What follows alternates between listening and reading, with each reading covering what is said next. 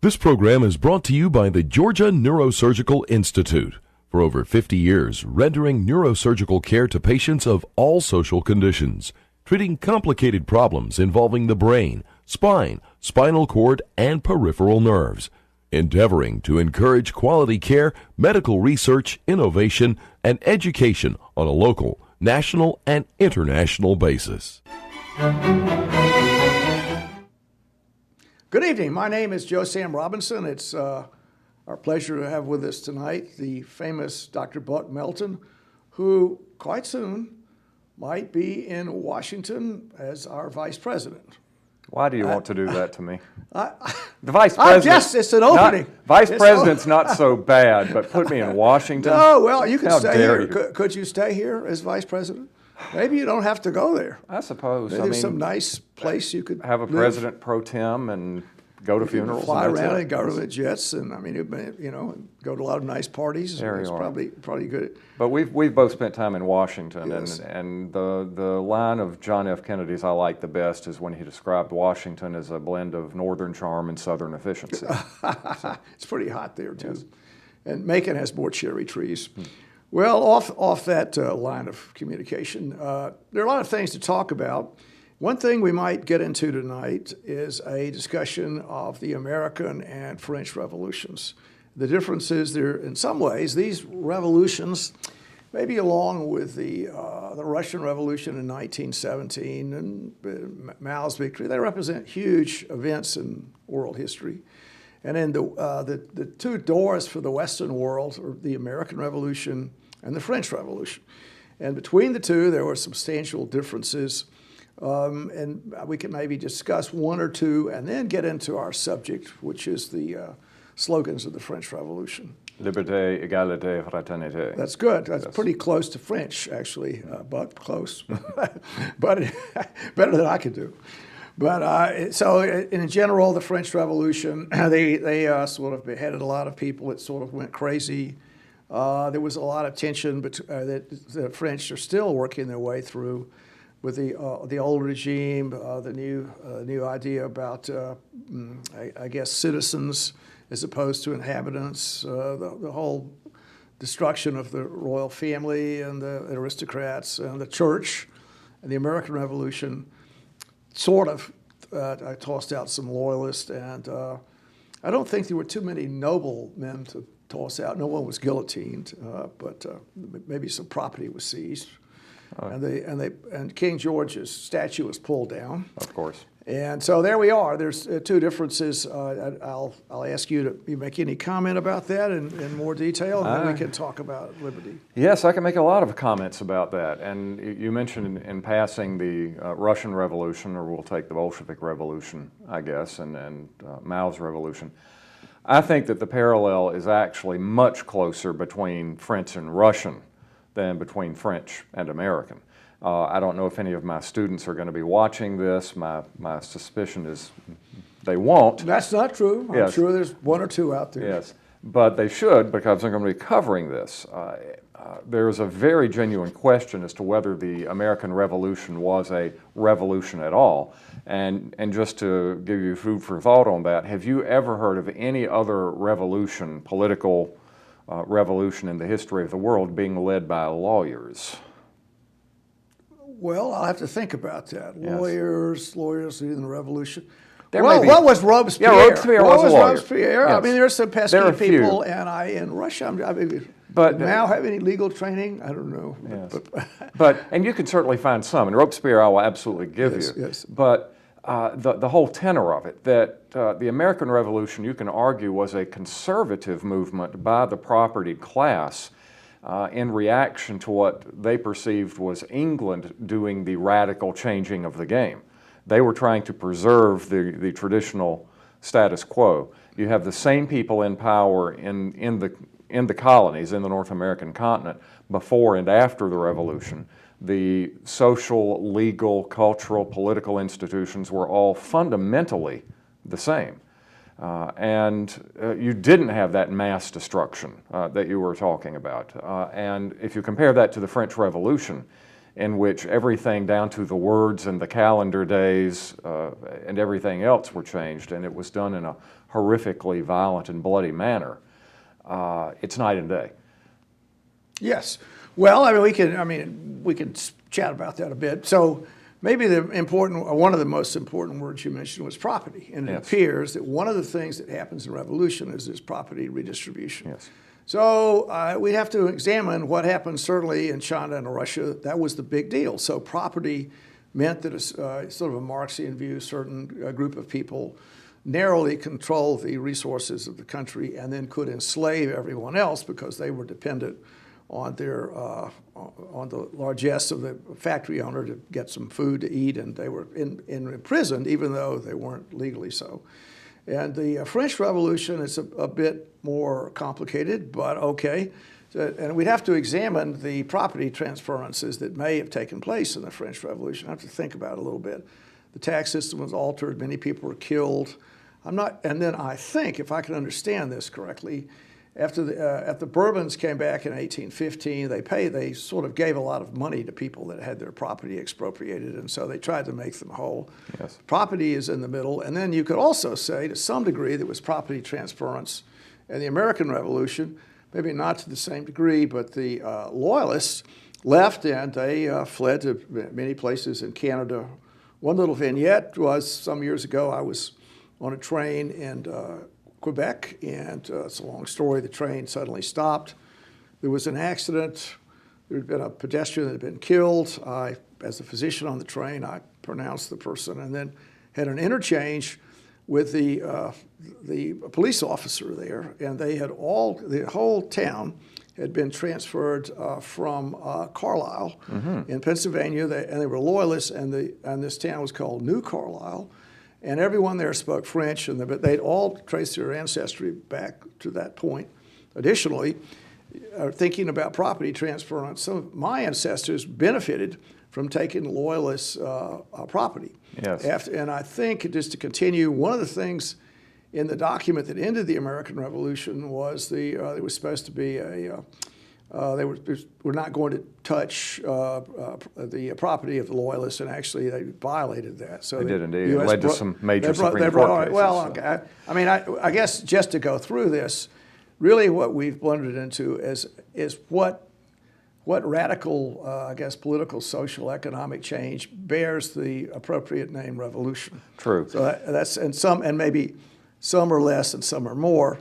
I think I'll give you that the transactions that took place in North America were certainly less overwhelming than earlier, and that at least some of the property classes maintained their benefits and others didn't. Yes. But there was a very conservative tenure to it, even though the rhetoric was quite out there. And just to continue on the subject, but the rhetoric of these interchanges, be there war, be there revolution, they linger on and have an impact. And so one thing that often occurs in these political upheavals is each side is putting forth substantial rhetoric and trying to support their views. And then after the necessity of the rhetoric is ended, the rhetoric is still there. So a lot of what happened, for instance, in the U.S. in World War II, was the rhetoric of the war stuck around afterwards. And then people said, I've imbibed the rhetoric of stopping the Nazis, and hey, what do you mean when you said all this? And I want some benefit. And maybe the same particularly in Britain, where the socialist government afterwards. So we have those issues are out there. I'll give you the last word, and then maybe we can move on to liberty. Sure. Any other comments on that? Yes, I would say, and the appropriation of Loyalist property is one of those darker chapters that we tend to be uncomfortable. Our family, to some degree, benefit from. That we tend not to be comfortable with, like George Washington's attack on the Iroquois League. I would say that the difference is, in addition to it being milder in the great scheme of things, I mean, that didn't make the Loyalists feel any better about it, but the intent was different. I would say that one of the major intentions of the French Revolution, one of the major impetus is impeti a plural, of the French Revolution was radical property redistribution. And that was not one of the incentives for the American Revolution. The appropriation of the Loyalist property was a result. Well, you didn't see reason. It was more of a punitive thing than a goal of the revolution. It was almost an afterthought. And it could have been avoided if a Loyalist had simply changed his mind and backed the revolution. Whereas if you were a French aristocrat and a French noble, I don't think there was any way you could have contracted your way out of that. You were going to lose your lands and your head, no matter what. Well, so, I'll hit the ball back one more time. I can't help myself. But the takeaway message is that property often means something more than property. And so there's a patina of things around property, sort of style, the people genuflecting as you walk down the street, or you have the ability to have a title, or certain courtesies are extended to you that are very there's a lot of ego gratification which occurs, which is an important part of, I guess, the human dynamics. When people salute an officer, or they, I don't know, bow to the Queen or whatever, those social interactions are part of our fabric of existence. And so property was a big part of it, but there's more to it than that. And so the French aristocrats were killed whether they were poor or not. Yes, I mean, it was just the title. And the benefits they'd received were very inflammatory. They didn't pay taxes. They did this, they did that. Also, it was a very broad net. So unlike the British aristocracy, where it was just a primogeniture, just the noble, just the eldest son got the title. Everyone got the title in France. Big, huge class of people that didn't pay taxes, that lorded it over everyone else. And in a place where pretty much wealth depended on land, they had the land, and then there wasn't enough income being generated in a pre-industrial era to basically ever obtain that. So people were locked into sort of a serfdom class. And then just flip briefly to the U.S. thing. A lot of what went on was, I've always made the joke that they had the British crown, whatever it is, a coin, and they had the picture of King George III. That I hope there are no British people listening too much. He looked like an absolute idiot. He had long hair. I mean, the guy had a weak chin, long hair.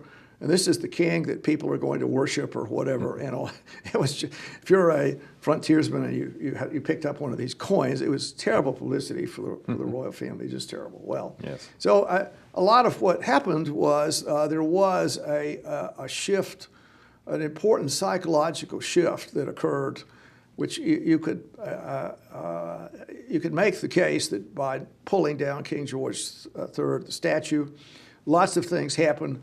The Methodist Church arose, if one can say that. So there was a lot of schism, and when the control mechanism that the British government and at the time exercised was pretty much smashed up. And I think there were. I mean, we can argue whether or not it was a big revolution or a little revolution. I take your point. I'd argue that it's no revolution, but we'll keep going. Well, we can parse the word out. But, yes. But in any event, I think it was a dramatic change. And I'll take the point, it was far more in the French Revolution. Well, after having run around the circle, I think we've jogged a nice half mile on that subject. I think our idea would be to look into these terms that were coined by the French Revolution and just parse them out a bit. And the first one might be liberty. So they have this big triad of slogans that really stimulated the country to this extraordinary extent that their viewpoints washed over Europe. And I think it is not a bad idea to examine the pros and cons of that revolution and see if there's any wisdom that could be extracted from it. And the idea of looking into a word, I think, is important because what happens in our civil discourse these days, people are tossing words out back and forth, and it's amusing to me. One person may use the word, the other person hears the word and may think it's totally something different, and the meanings are constantly eroding and changing. But most people would agree that liberty is a good thing. Offhand, yes, it's good. We've discussed freedom as slightly different, I think, different connotations. More of an I would say freedom was more of an American word, and if you looked at as people do, it's possible to get the gross number of times these words are used in the printed language with macro data. So I would imagine freedom is way up there. Liberty is down a notch, but in many ways they have substantial similarities. So I would just say you have your hat on, whatever they had, the tricorner, whatever the hat is, the Liberty pole. It's 1789. You're in Paris. And what would liberty mean to a French peasant or a revolutionary in 1789? What does the word mean originally? Yes, well, before I answer that, I would say briefly as a point of reference that liberty for an American who is in favor of the revolution in 1770, 1775, would be liberty from increased, new, untraditional crown or parliamentary interference in colonial affairs. So once again, it'd be conservative. It's let's keep it the way it is, let's go back to the way it was. Whereas France, I would say liberty would be we are currently enslaved to, and we have been, we are, and we apparently are going to continue to be enslaved to these religious, social, political, and economic conditions that have been imposed on us.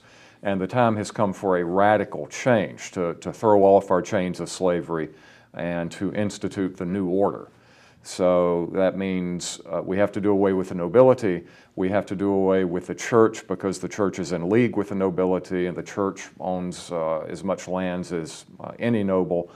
We have to do away with this bifurcated system of we're having to pay all the taxes and the nobles aren't. We have no voice whatsoever in the government. There's not even been a legislative meeting in 100 years. So let's just tip over the apple cart and see where that goes from there. So liberty is an interesting word. It's libertas. I mean, it maybe it's an old ancient to Latin. Liberate, or it also means libertine. So the idea which is a that, negative connotation. Well, I mean, so the idea is that liberty means that your will is unstopped. Yes. So you can sail your personal ship wherever you want to sail it, and there's no restraint on your ability to pursue happiness, if I can phrase it that way. So maybe just to throw this out. So you mentioned, I think correctly so, that in the American Revolution, the notion of liberty was the King George doing something.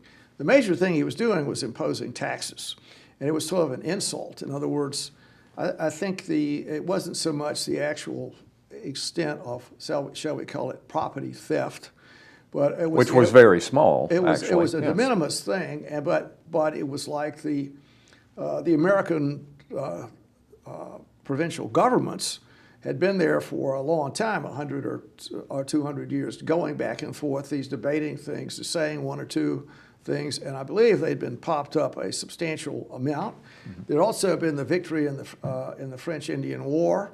People were getting prosperous and not easily put down. So I mean, it was sort of slightly unnecessary from the point of view of an historian. I mean, there's nothing terrible these taxes did, but the emotional import was enough to disturb people that had their own view of themselves. So I mean, I guess you could say what I'd like to say is you had the American notion of liberty with Thomas Jefferson writing about it, and you had all of the Enlightenment people in France, the people doing the dictionary or the encyclopedia rather, and the whole philosophers, I was trying to, I didn't quite get it. Philosophe. The philosophe. Yeah. That was better. But well, in any event, so you had people that were sort of like intellectuals, public intellectuals, putting out their viewpoints on different things, and that had influenced the elite classes that were into this. So when the American Revolution appeared, which parenthetically, if one can say that, there's the interconnection between these revolutions. So in order to give the Brits a nip, the French king, Louis, basically bankrupted the country. He spent trillions of dollars to knock the Brits off. And at the same time, he not possibly understanding that it was to injure Britain, he was going to injure himself in the old order in two substantial ways. Number one, he was going to exhaust the treasury. And then number two, the viewpoints that were appearing in North America had a certain currency in France in 1789. The example, Lafayette played a role in both revolutions. It was both places that were there. As did Jefferson. He was there as well. Yes. Jefferson was there as an observer, and was pretty. It helped draft the Declaration of the Rights of Man. Now that's something I thought I knew everything, Bucky. But is that right? Seriously? He was certainly a witness to it, and there are indications that he may have. He didn't write the thing. I like it but that he did that. I mean, he had some input into it. I'm happy to hear that, Yes. and we could parse out the Declaration of Independence and the rights of man, because that's a really big deal, and that's where these revolutions have some relationship and differences. Yes. But they were, just to say this, you could say, in a way, the American Revolution caused the French Revolution. Indeed, it did. You could make that case. And then when that revolution occurred, some of the slogans, the Liberty Boys, I mean, liberty was a word that was touted in America, and the French took that word, and what they meant with it was quite different. Yes. And so the word, and I think that's an important thing that needs to be discussed when people are trying to communicate with one another, potentially in contentious times. The words they use could be very different, and they mean different things to different people, and the meaning of the word evolves a lot. So I wanted to make the case that from libertas or libertine, that it might not have had the same kind of positive feeling about it in earlier days as it did finally in the latter part of the 18th century. But just to go through the idea, maybe we could get into this a little, the social control being exercised by the French government, by the aristocracy, and by the king, and by the church, was just really forcing people in a way to stay as sort of quasi-serfs. I think that's, or many people were in that situation. Yes. Yeah, and let's go back to talking about liberty. That the Enlightenment concepts, and you can trace this back at least to the Reformation, when people start challenging the idea of established authority. When Protestants started asking the Pope and asking Catholic kings, by whose authority do you rule over us? And this is, of course, where the idea of the social contract came from, the idea that no government over me is legitimate unless I have given my consent, which I think ties in very nicely to your idea of liberty as sovereignty. And France, if you look at it, was really still in many ways in the Middle Ages in 1789. And so when you get the revolt is the idea of self-determination against this feudal caste system. And it had been building for some time with the philosophe, with Voltaire, with Rousseau, and there is a lot of intermixture there. Jefferson got a lot of his ideas from the philosophe, and then it's witnessed by his library. Indeed. It's tremendous. What a great library he has. Yes, and then fed them back into the French Revolution. Yes. And while I'm sitting here saying that the American Revolution was conceptually very different from the French Revolution, if it was at all, it undeniably did cause the French Revolution. And Jefferson himself saw the French Revolution as simply a continuation of the American Revolution. I would disagree with him, but he's Jefferson. And of course, so, it careened out of control substantially. Yes. Well, getting into the idea, I mean, we mentioned there's little liberty, which might be North American, and big liberty, whatever the word means, in France. One of the things is the social control apparatus was much, much looser in the U.S. So the influence of the frontier, people moved around. There's land everywhere. You could live as a subsistence farmer. You just could depend on your gun, your courage, You could. It was up to you, and certainly no one was telling you you have to stay wherever you stay. The village system, which existed in France, was far less of a deal here. You weren't in this confined little thing with the lord of the manor, so it was very tightly controlled, and the control was fraying for many reasons. So I mean, it was like finally things snapped. The right of the aristocrat to rule depended, I think, on many things. Some is the fear that the peasants had, to use that word, that they were going to be destroyed unless the Lord protected them. But France had a period of tranquility. So the raison d'etre, there's a nice French phrase there, of the it's a little joke here. No, I like that one. Right, okay. The raison d'etre of the peasant and the lord that just didn't exist any longer. So there was no real reason, a rational reason for this situation to exist. Additionally, there was a lot of at least Protestant viewpoints that were out there, and a lot of things that had happened were disturbing, I guess you could say. The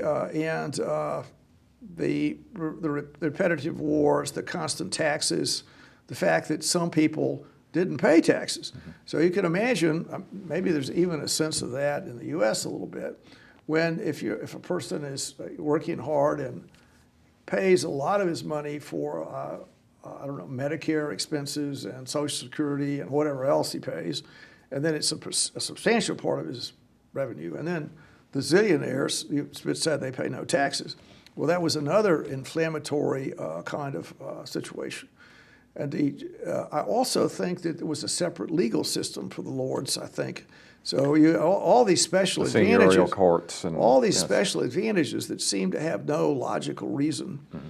So when the word liberty appeared, that meant a lot. So it meant all of this would be cast down, did it not, to the French peasant? It did. It's let's reshuffle the deck and start again, and just do a completely systemic rewrite.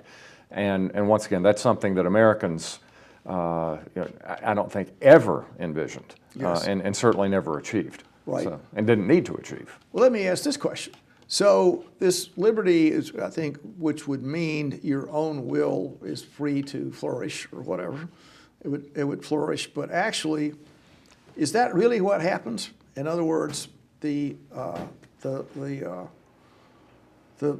plight of the peasant, was he freer under, let's say, in 1800 than he'd been earlier? Maybe there had been taxes that had gone away, but the revolution did this and did that, and you couldn't easily go to church. You couldn't do this. You couldn't do that. The religious freedom went away. Right? Yes. We're getting near the end of our interchange tonight, but I'll let you. Well, I think we're entering a good segue here because no, I don't think he did, because I think inherent in the French concept of liberty was some sort of corporate liberty, and that word that we haven't, I don't think, used at all tonight, this thing called the people. And a spooky word. Yes. Isn't that in our Declaration of Independence or the Constitution? Indeed, yes. Both. We the people. Yes, I think certainly the Constitution. Are we part of the people, Bucky? Are we part of the people? Well, it depends, but I think that leads to equality, which I think we need to have a conversation about in our next show. We shall. We'll do yes. that. Well, thank you so much for being here. Thank you, sir. You know, don't be dismissive of this vice president. Well, if we could move it from the Naval Observatory to Vineville, we could talk. Thanks for coming. Thank you. Thank you. This program is brought to you by the Georgia Neurosurgical Institute. For over 50 years, rendering neurosurgical care to patients of all social conditions, treating complicated problems involving the brain, spine, spinal cord, and peripheral nerves. Endeavoring to encourage quality care, medical research, innovation, and education on a local, national, and international basis.